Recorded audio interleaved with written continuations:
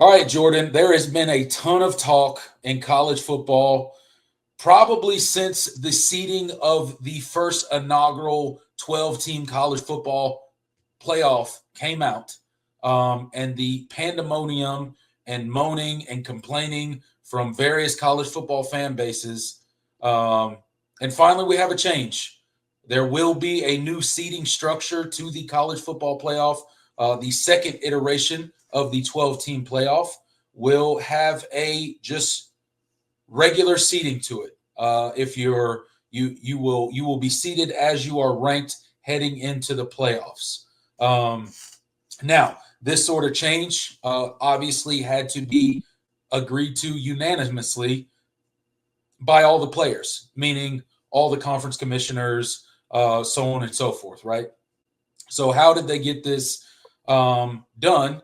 Well, because if you are that conference champ, even though you will not receive that top 4 ranking necessarily, you will still reap the financial benefit you would have if you receive that final 4 or that top 4 ranking.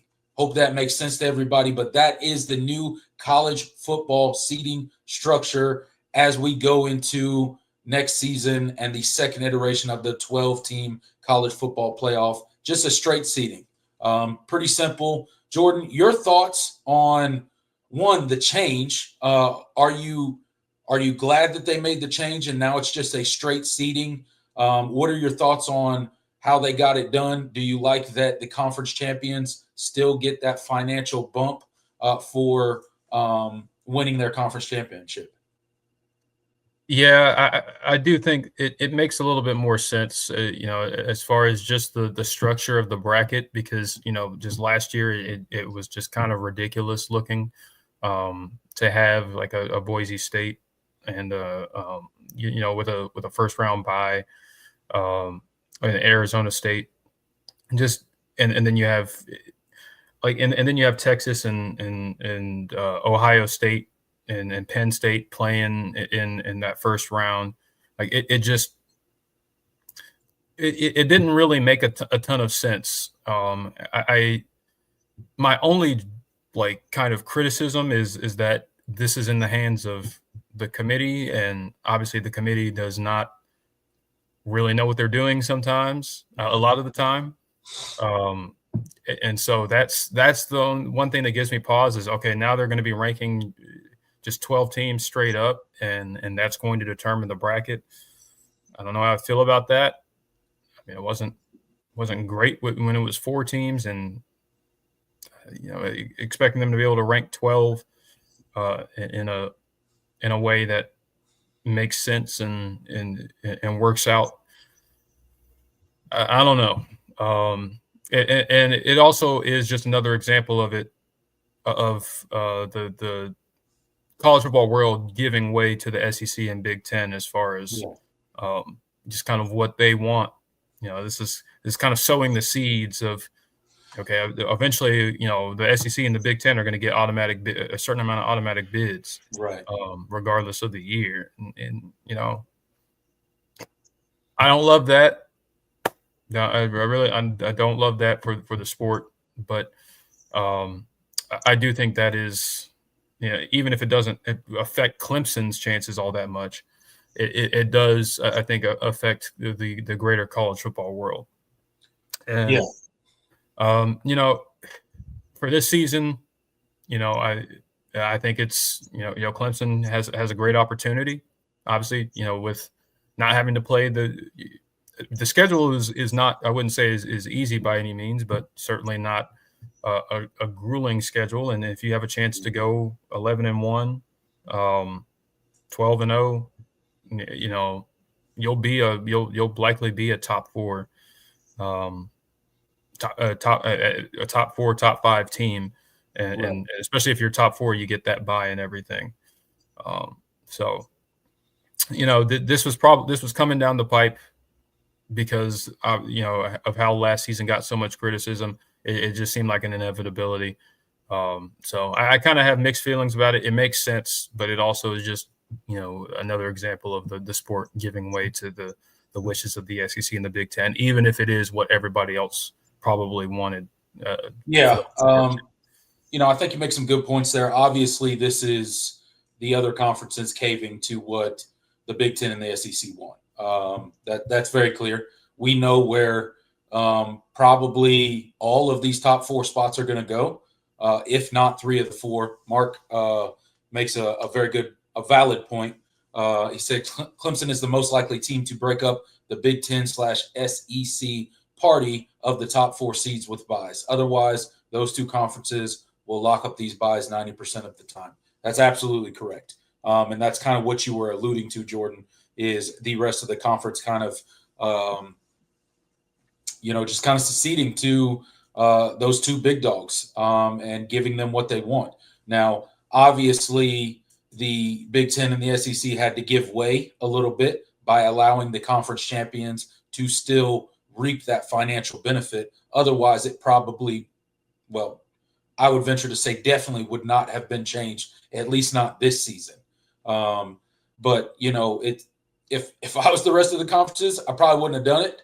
I probably would have stayed pat with what I had, and not given into what the Big Ten and the SEC wanted. I understand it from a couple different sides. Like maybe they're trying to operate in quote unquote good faith, so that maybe they get thrown a bone when the SEC and the Big Ten are obviously controlling everything from this point forward, basically. Do I think that's a reality? No, I don't think so. The SEC and the Big Ten are going to do what's best for those two conferences. And that's honestly, as much as I don't like it, that's what their conference commissioners' jobs are. The problem in college football right now is a lack of leadership. It's a lack of one person or a group of individuals that are looking out for college football as a whole. Instead, we are operating as different leagues who are only looking out for the interest of their league, and it's really taking a toll on the sport right now. And this is just another example of it. I don't mind the straight up seeding. Actually, me personally, I kind of prefer it. But at the end of the day, we all know where this is going, where only SEC and Big Ten teams are getting buys, outside of a few, anomalies here and there. Like, obviously, for instance, this year, 2025, I think Clemson's got a chance to lock up one of those top four spots if the team is what we think they're going to be, and, if the season goes the way that Clemson wants it to go, right? But much like Mark Rogers alluded to, 90% of the time, those top two leagues are going to lock up those top four spots and get those buys, right? So I find it interesting. I really didn't think there was going to be any changes to the 12-team playoff this season. But again, we live in a crazy world that is college football right now, and anything is possible. And even though I thought it wasn't going to happen, it did happen. So here we are. There's a new college football seeding. I'm glad that the conference champions, still get that bye.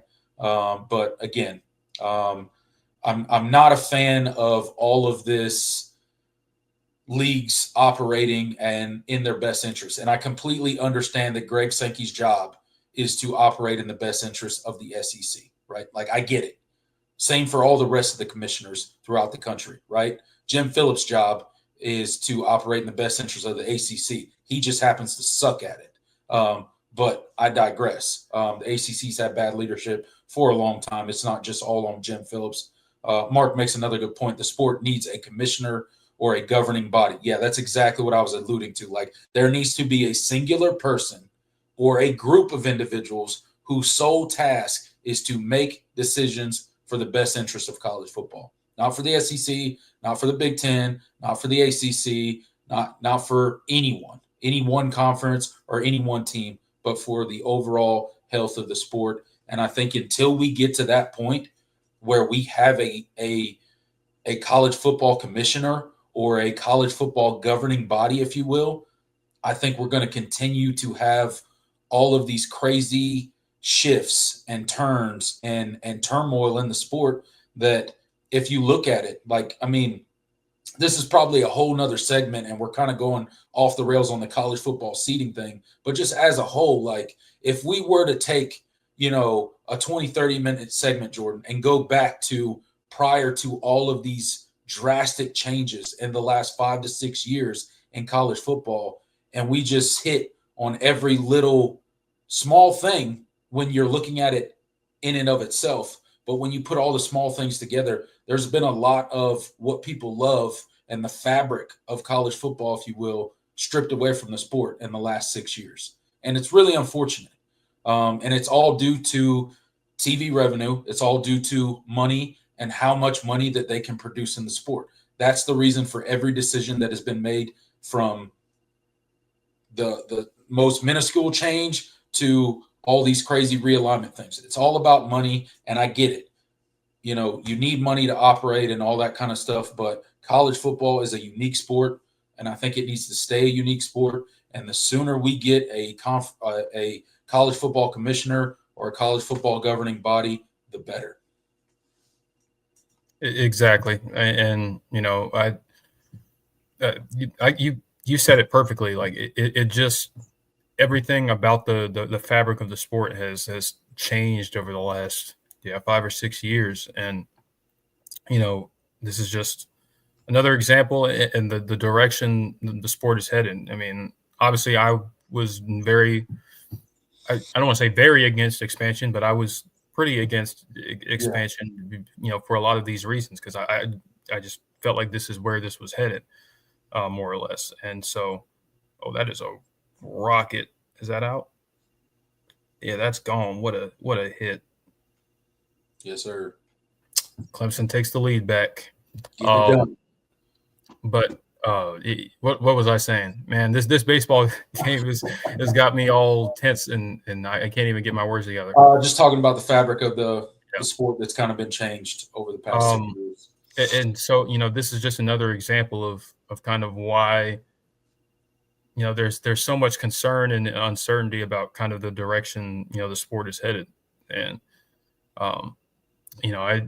I like I said, I do think this college football, like the changing of the seeding, I think it made sense, for the 12-team playoff, but it is going to mean, what we all are kind of seeing this heading, and where it's two conferences have a monopoly on the sport, and there's all sorts of just kind of unclear guidance on how the sport is going to be run. It's not even just about the postseason and the playoff. It's just how the sport is organized. The conference realignment and the revenue sharing.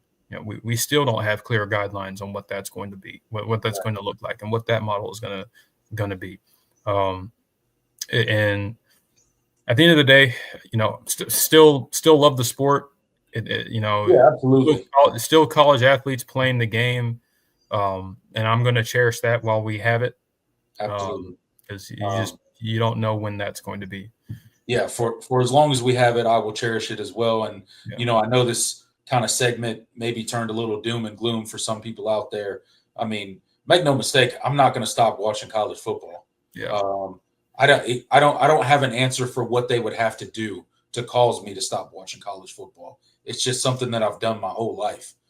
So I would assume it would have to be, college football going away. I don't ever see myself not watching the sport. But I just wish that we could go back on some of these things, but the cat's kind of out of the bag, and we are where we are. But before we degrade the sport any further, I really hope we get to the point where we have a commissioner or a governing body of some sort, not named the NCAA, that basically has no power.